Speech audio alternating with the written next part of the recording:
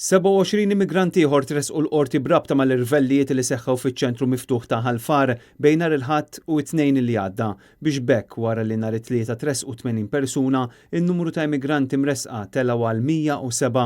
Is-27 raġel li tresqu l-erba' filgħodu quddiem il-Maġistrat Gabriella Vella huma mis-Sudan, iċ-Ċad, is-Somalja, l-Eritrea u l-Kosta tal-Lavorju, bl-etajiet tagħhom ivarjaw minn 16 sa 55 sena. Fl-awla numru 8 tal-qorti, l-Ispettur Rodrik Attar ċelel l-immigranti li naqsu li jobdu l-ordnijiet leġittimi tal-Pulizija u li kisru l-paċi pubblika u spjega li l-Pulizija marru fiċ-ċentru miftuħ ta' Ħalfar it-tnejn filgħodu u dawn sabu reżistenza mill-grupp. L-avukat Marta Mifsud deret għall-immigranti bħala avukat tal-għajnuna legali illi kollha wieġbu mhux ħatja ħlief għal wieħed li ammetta u li bħal l-oħrajn kollha li ammettew it-tlieta ġie kundannat 6 ġimgħat ħabs.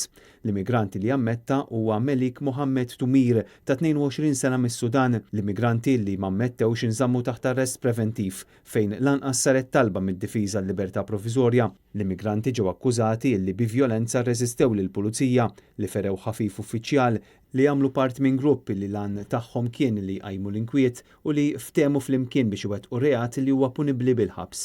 Ġew mixlija wkoll li taw in-nar illi wettqu ħsara volontarja fl-Open Center li kisru l-paċi pubblika u li wadbu ġebel u oġġetti jibsa. Intant fil-qorti ntalbet ukoll ordni ta' protezzjoni favur 3 uffiċjali tal-Pulizija.